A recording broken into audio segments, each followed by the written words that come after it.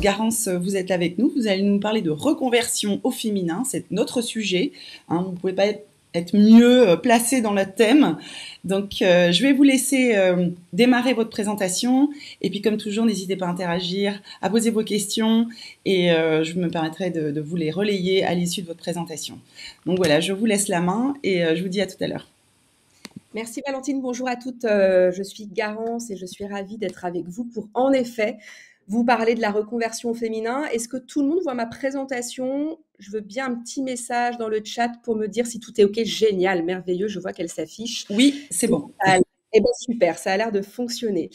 Alors, en préambule, je me présente. Donc, je m'appelle Garance, je suis la fondatrice et la CEO de Garance et moi, qui est un cabinet qui accompagne les femmes dans leur transition professionnelle.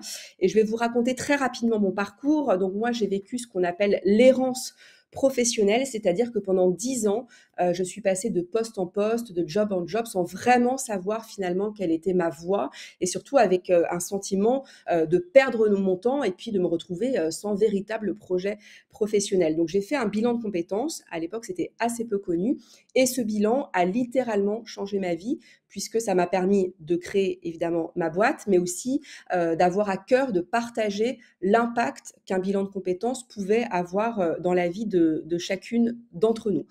Garance et moi, c'est surtout une équipe de coachs, de consultantes qui sont toutes experts du sujet de la reconversion, et donc 50 personnes au total qui sont chevronnées évidemment et convaincues que l'accompagnement, eh bien, c'est une des clés majeures pour se reconvertir, et en particulier pour les femmes, puisque c'est le sujet qui nous intéresse. La mission de Garance et moi, eh bien, c'est d'accompagner les femmes dans leur épanouissement professionnel, et très rapidement, on le fait grâce à un bilan de compétences qu'on a adapté à leurs besoins, à leurs envies, sur l'articulation vie pro-vie perso, sur la difficulté à négocier leur rémunération, sur le fait qu'elles ont parfois plus de difficultés à aller vers des secteurs d'activité qui recrutent et qui sont rémunérateurs. Mais on l'a aussi digitalisé, ce qui permet évidemment d'accompagner des femmes sur l'ensemble du territoire français. Et parallèlement, on a une formation qui permet de former des futurs coachs en gestion de carrière. Et donc, on a formé à peu près 750 personnes qui gèrent, qui accompagnent les femmes dans leur transition professionnelle. Alors, avant de démarrer, j'avais une petite question à vous poser. Est-ce que vous avez le sentiment aujourd'hui d'être épanoui dans votre travail, ou si vous êtes demandeur d'emploi, est-ce que vous avez eu le sentiment dans votre précédent poste d'être heureuse et épanouie dans votre job? Donc, je suis très preneuse de votre feedback sur ce point-là. Quel est votre niveau d'épanouissement dans votre job actuel? Voilà, si vous avez un petit commentaire à mettre dans le chat, je serais hyper contente d'avoir ce retour. Et je vais vous donner une statistique un peu plus générale et on va voir si ça colle avec votre ressenti.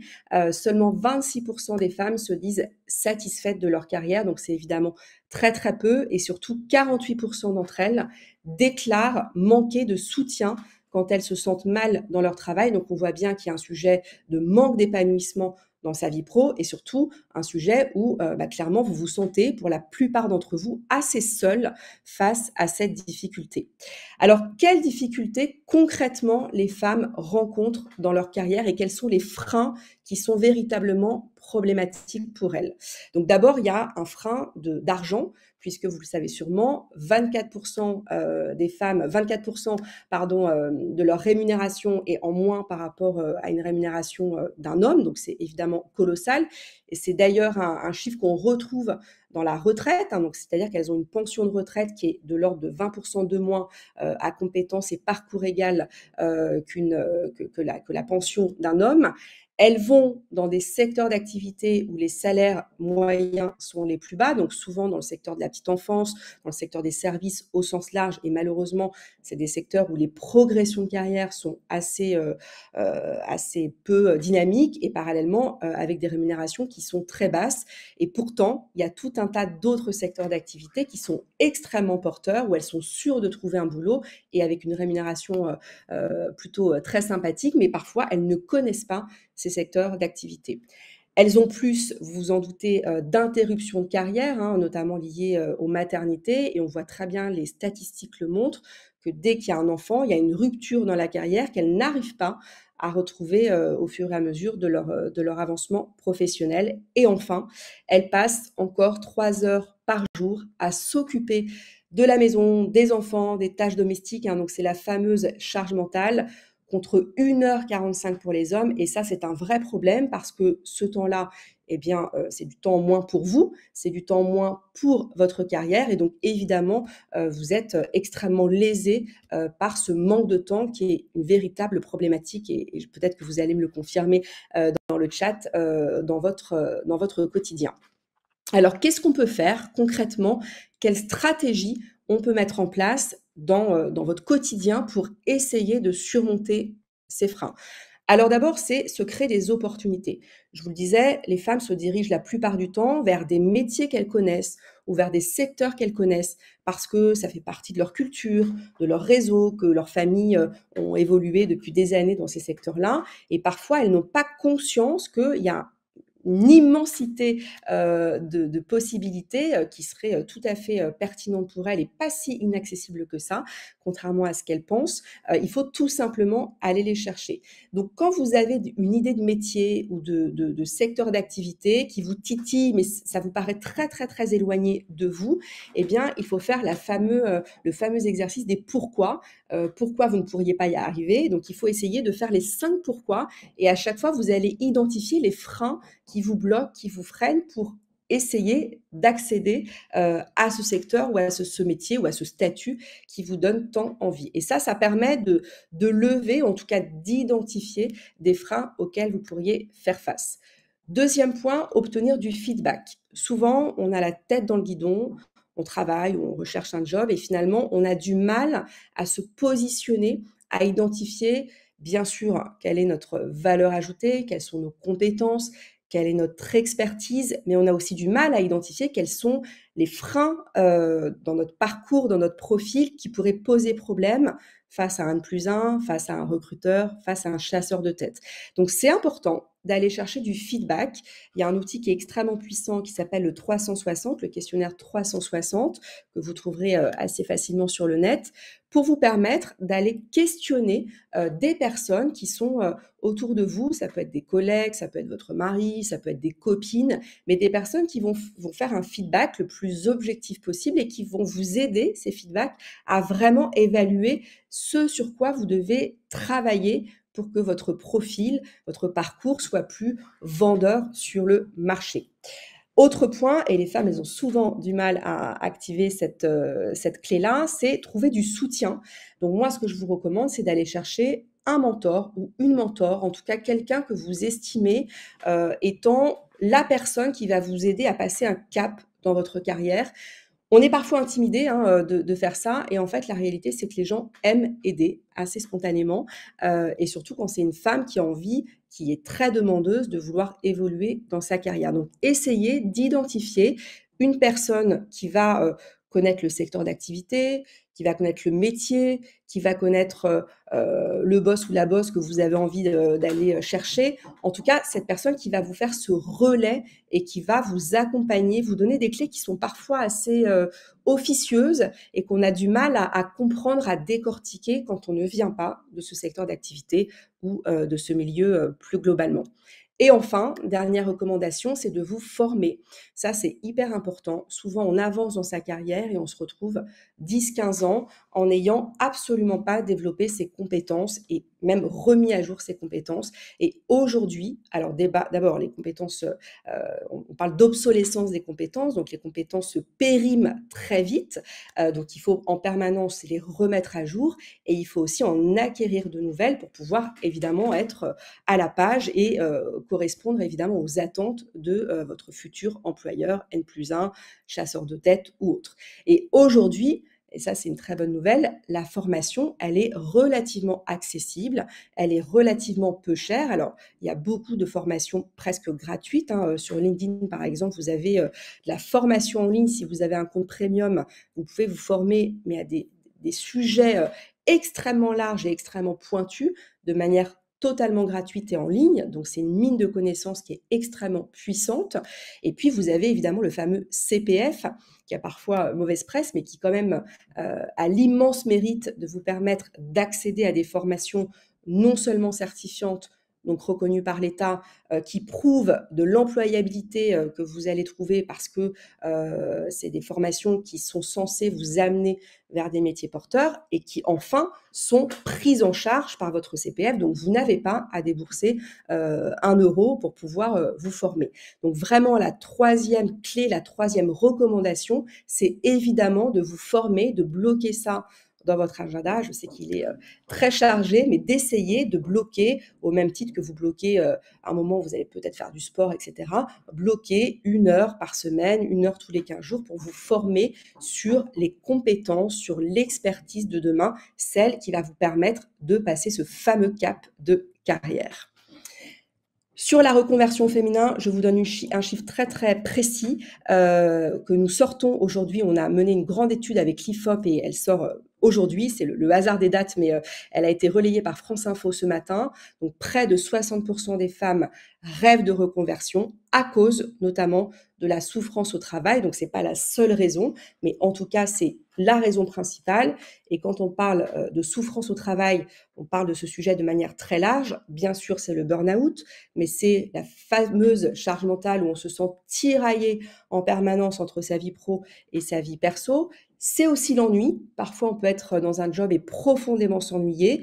Et là, c'est un piège, c'est une espèce de prison dorée parce que vous allez rester dans le job puisque c'est pas une souffrance problématique quotidienne. Mais mine de rien, le temps va défiler et jour après jour, vous allez continuer à rester dans cette espèce de torpeur. Et 15 ans après, malheureusement, vous allez vous réveiller en ayant eu l'impression d'être un peu passé à côté de votre vie. Donc, vous voyez que la souffrance au travail, ça englobe des notions extrêmement variées, mais qu'il faut bien évidemment regarder par rapport à votre propre vécu. Et c'est souvent ces raisons-là qui vous amènent, et je veux bien, là encore, votre feedback. Je suis un peu frustrée parce que je vois pas vos commentaires puisque je regarde la présentation, mais n'hésitez pas à nous dire si vous-même, vous reconnaissez dans ces 60% et puis quelle serait pour vous la raison, la cause pour laquelle vous avez envie de vous reconvertir. Alors, la reconversion, c'est un moyen, c'est une occasion unique pour être épanoui dans son job et de sortir des situations que je viens d'évoquer, à savoir l'ennui au travail, le burn-out, le fait d'être frustré parce qu'on n'évolue pas assez ou en tout cas pas assez vite par rapport à notre ambition. Donc, en tout cas, passer ce cap de la reconversion, c'est utiliser un levier, un marchepied pour pouvoir atteindre enfin le job qu'on rêve, qu'on a envie, sur lequel on a envie de se projeter. Qu'est-ce que c'est que la reconversion? La reconversion, c'est bien sûr changer de métier ou de secteur d'activité. Ça peut être aussi changer de statut. Donc, par exemple, créer sa boîte. Ça peut être aussi devenir freelance. Et freelance, ça veut dire beaucoup de choses. Ça peut être en portage salarial, ça peut être en auto-entrepreneur, ça peut être en SASU, en EURL. Il y a énormément, évidemment, de statuts.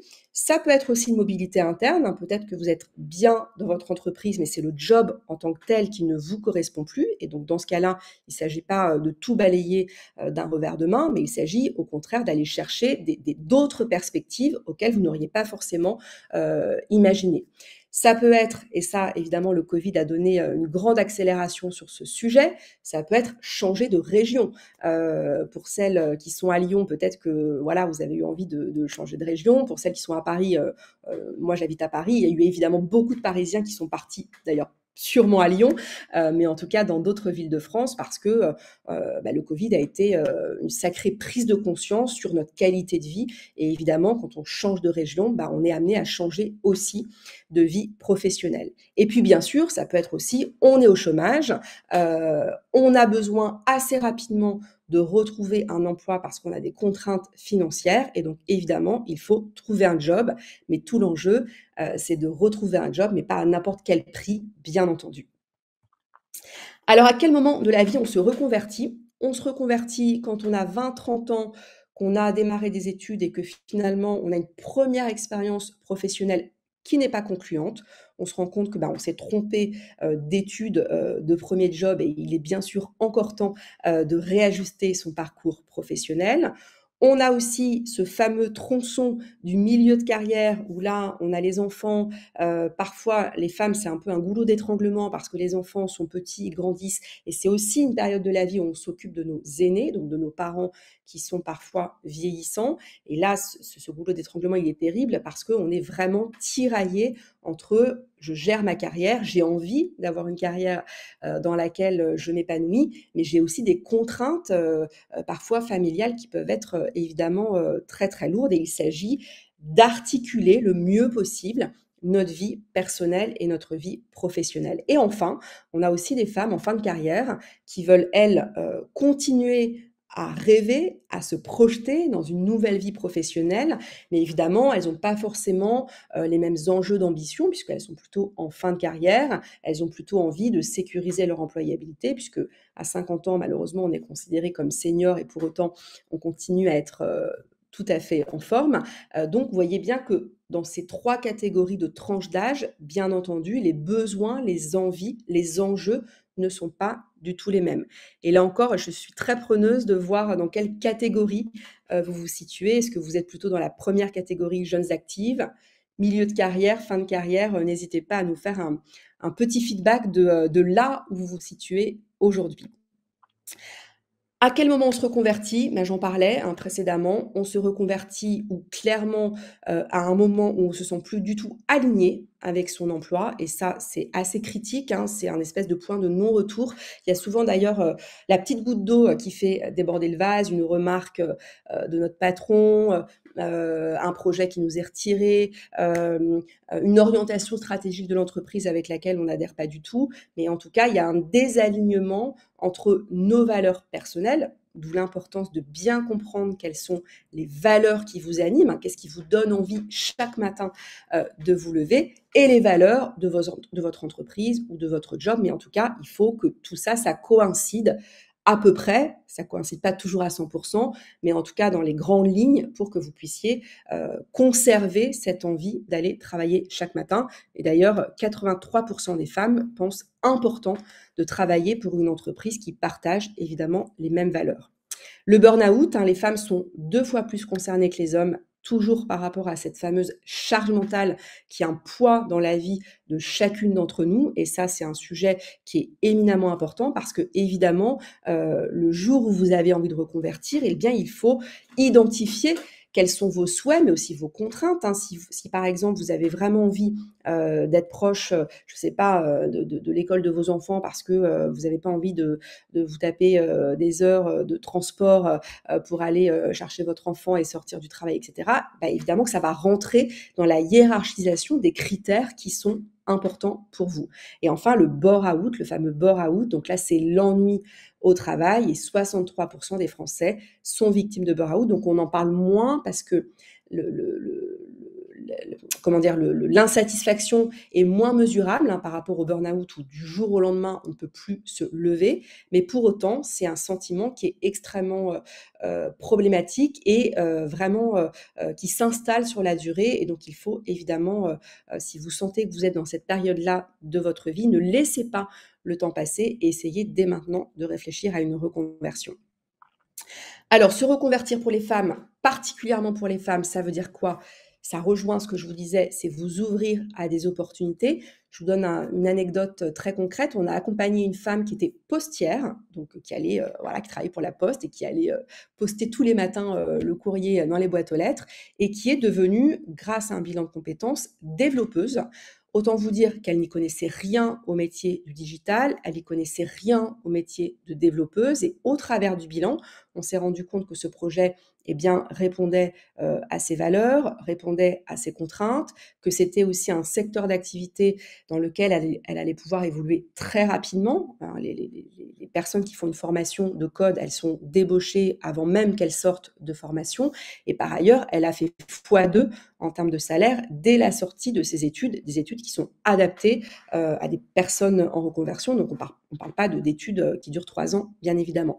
Donc, vous voyez que cette femme-là, si elle n'était pas venue toquer à notre porte, ou en tout cas si elle n'avait pas souhaité envisager une reconversion, bah, il est probable qu'elle n'aurait pas du tout imaginé qu'il y avait cette possibilité, cette perspective de carrière.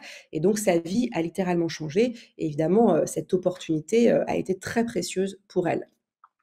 En phase avec ces valeurs, je reviens sur le sujet, mais c'est fondamental. Les valeurs, c'est vraiment votre driver. Si vous ne savez pas quelles sont vos valeurs, parce que ça peut être assez flou, parfois, il faut prendre le temps de les identifier parce que ça va être vraiment ces valeurs qui vont être votre squelette pour pouvoir identifier le projet professionnel que vous allez viser. Et ça, c'est un travail que nous, on fait en bilan, mais que vous pouvez aussi faire, bien sûr, de votre côté, c'est identifier, OK, qu'est-ce qui compte pour moi? Est-ce que c'est gagner de l'argent? Est-ce que c'est travailler en équipe? Est-ce que c'est être indépendante? Est-ce que c'est travailler pour une boîte autour du sujet de la transition écologique? Vous voyez, il faut vraiment essayer de rentrer dans le vif du sujet parce que c'est vraiment une fois que vous aurez identifié ces valeurs que vous allez pouvoir resserrer l'entonnoir et arriver à un projet qui sera évidemment connecté avec la réalité du marché, parce que c'est ça aussi l'objet, c'est que vous puissiez trouver un job facilement et que ce projet ne reste pas au stade du projet, mais s'incarne très concrètement dans votre réalité. La reconversion, c'est aussi un moyen pour vous de monter en compétences. Parfois, quand on est dans son job, dans son entreprise, on stagne en termes de compétences. Je vous en parlais précédemment. Et c'est hyper important vraiment de toujours se dire quelles compétences je vais aller chercher, quelles compétences je dois développer, quelles compétences je dois remettre à jour. Et la reconversion, mine de rien, c'est une façon de se mettre un petit coup de pied aux fesses pour se dire, bah ok, oui, là, si je suis postière et que je veux devenir développeuse, bien évidemment que je vais devoir aller chercher de nouvelles compétences, mais c'est aussi me remettre en marche intellectuellement, me remettre sur le chemin de l'école. Et c'est souvent très stimulant pour les femmes de redémarrer ce chemin-là parce qu'elles se rendent compte que, bah oui, elles sont capables d'apprendre, elles sont capables de se former, elles vont mettre une nouvelle ligne sur leur CV et sur leur profil LinkedIn et que tout ça va porter ses fruits bien évidemment sur le moyen et long terme. Donc la reconversion, c'est un levier absolument essentiel et incroyable pour monter en compétences. Et enfin, dernier point, je vous le rappelle, les femmes gagnent 24% de moins que les hommes. La reconversion, c'est aussi un moyen pour vous de gagner plus. Et il ne faut pas avoir de problème avec la notion d'argent. Vous avez le droit de gagner autant que les hommes, bien entendu. D'autant plus que les femmes aujourd'hui sont plus diplômées que les hommes, donc il faut vraiment être très à l'aise avec le sujet de l'argent. Et la reconversion, c'est un moyen d'aller plus vite, parce que quand vous êtes que sur un projet de mobilité interne, évidemment, vous avez peut-être une grille de rémunération de votre entreprise. En plus, là, vous le savez, le contexte macroéconomique est quand même assez compliqué, donc les entreprises ont un peu de mal à augmenter les rémunérations, alors que si vous faites un saut grâce à la reconversion, eh bien, vous pouvez tout de suite faire un saut de rémunération sous réserve, bien entendu, d'aller chercher des emplois, des métiers, des secteurs qui vous offrent une fourchette de rémunération plus importante que votre fourchette actuelle. Mais en tout cas, c'est un moyen d'y arriver. Alors, je termine, il me reste 4 minutes avec 4 façons de rater sa reconversion. Alors d'abord, aller trop vite. Quand on est en burn-out, qu'on n'en peut plus, évidemment qu'on a tendance à se dire: «Je plaque tout, j'arrête tout et je me reconvertis en tant que fleuriste». Il ne faut pas céder à ça, il vaut mieux vous mettre en arrêt et prendre le temps de bien réfléchir parce qu'une reconversion, ça se construit. Il y a vraiment une réflexion sur les valeurs, sur le marché de l'emploi, sur vos contraintes personnelles, professionnelles, et cetera. Donc ça, il faut prendre ce temps-là. Moi, je pense qu'on ne peut pas se reconvertir en moins de 3 mois et c'est d'ailleurs ce qu'on fait nous, dans nos accompagnements, ça dure 3 mois. Si vous voulez aller plus vite, c'est possible, mais attention à bien vérifier que votre projet est viable parce que ça pourrait être évidemment très préjudiciable pour vous si vous deviez tout balayer d'un revers de main juste parce que vous êtes au bord du burn-out ou vraiment vous en avez ras-le-bol et vous prenez des décisions trop hâtives. Deuxième point, ne restez pas seul. Ça, c'est ce que nous, on fait en bilan. On a une communauté de femmes extrêmement importante et on s'entraide pour pouvoir prendre les bonnes décisions, se challenger, se soutenir, parce qu'une reconversion, c'est aussi parfois compliqué. On a des doutes, on ne sait pas, on a plusieurs choix, plusieurs opportunités possibles. Donc tout l'enjeu, c'est de ne pas rester seul et essayer de ne pas rester que dans votre environnement, de ne pas en parler qu'à votre mari, de ne pas en parler qu'à votre voisine, à votre sœur, à votre mère, parce qu'en plus, souvent, les avis de vos proches sont très contradictoires. Vous allez toujours avoir quelqu'un qui vous dit « Attends, c'est la guerre en Ukraine, il y a l'inflation, c'est une crise économique majeure, c'est pas le moment. » Et puis quelqu'un d'autre qui va vous dire « Go, vas-y, lance-toi, c'est le moment ou jamais. » Donc, d'en parler à ses proches, c'est bien, mais essayez d'en parler à des personnes externes de votre réseau parce qu'il n'y aura pas évidemment ce biais affectif qui va orienter votre décision. Troisième point, idéaliser un métier. Attention, nous, ce qu'on fait en bilan, c'est qu'on fait l'enquête métier, c'est-à-dire qu'on vous met en relation avec des personnes qui font le métier que vous souhaitez viser parce que ça vous permet de les interroger et de vérifier que ce métier, eh bien, correspond à l'image que vous avez de ce métier. Je reprends le métier de fleuriste. On peut se dire, OK, c'est génial, on travaille avec l'esthétisme, c'est chouette de travailler avec des fleurs, etc.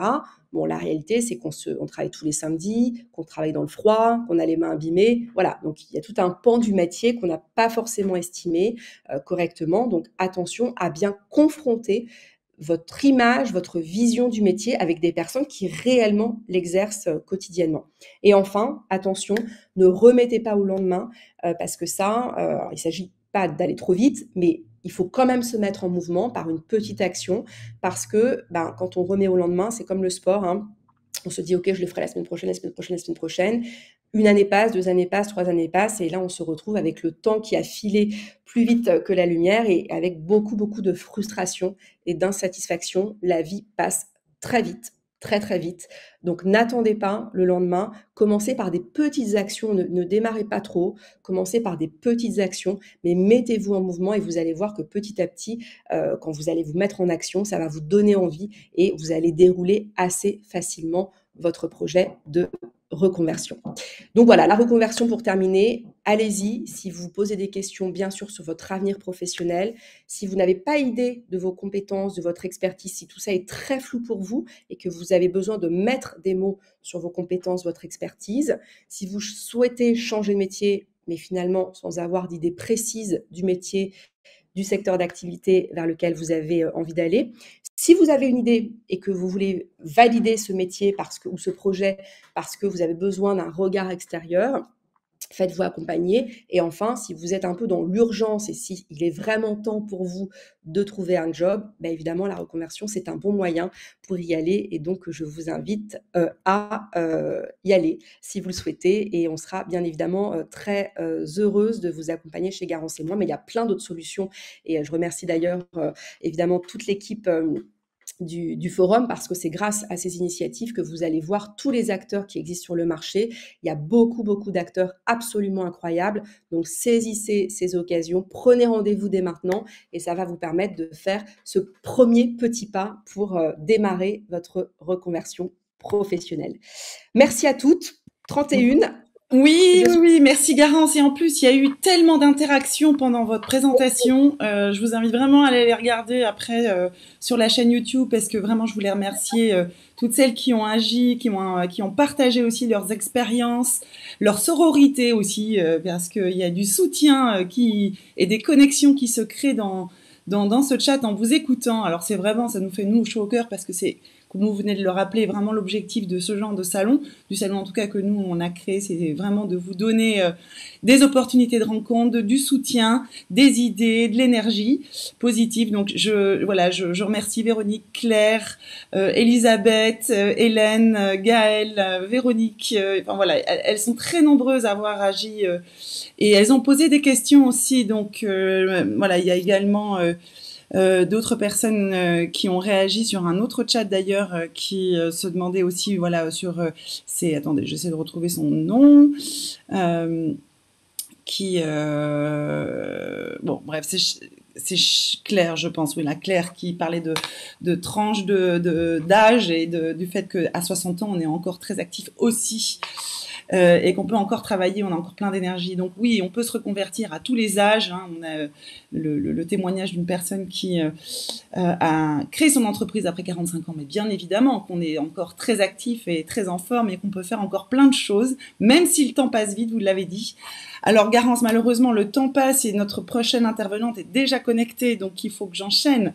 Mais vous avez encore des rendez-vous Alors, de disponibles, il me semble. tout à fait, tout à fait. Je crois d'ailleurs que vous avez mis le lien dans le chat. Exactement. On a remis le lien parce que comme il y a eu des questions très spécifiques, notamment sur des exemples, est-ce qu'on peut être auto-entrepreneur et en même temps continuer à travailler en équipe? Ça, c'est Anne qui posait la question, qui souhaiterait des exemples. Mais Anne, je vous encourage à prendre rendez-vous avec Garance si vous voulez approfondir certaines questions. Voilà, pour toutes celles aussi qui se sentent seules, qui ont réagi aussi à vos questions. Donc voilà, n'hésitez pas. Et puis nous, on est ravis que vous puissiez aussi vous retrouver sur notre salon la semaine prochaine. Garance, vous ne pourrez pas malheureusement venir parce que comme vous l'avez dit, vous êtes à Paris. Mais en tout cas, merci d'avoir été avec nous ce matin. Et puis, je vous souhaite aussi voilà, de pouvoir prolonger des échanges avec certaines d'entre elles, les personnes qui nous suivent, voilà, pour la suite. Merci à toutes pour votre attention. Et puis, allez-y, go, go, go. Et puis, très bonne continuation à toutes. Merci. À Merci. bientôt.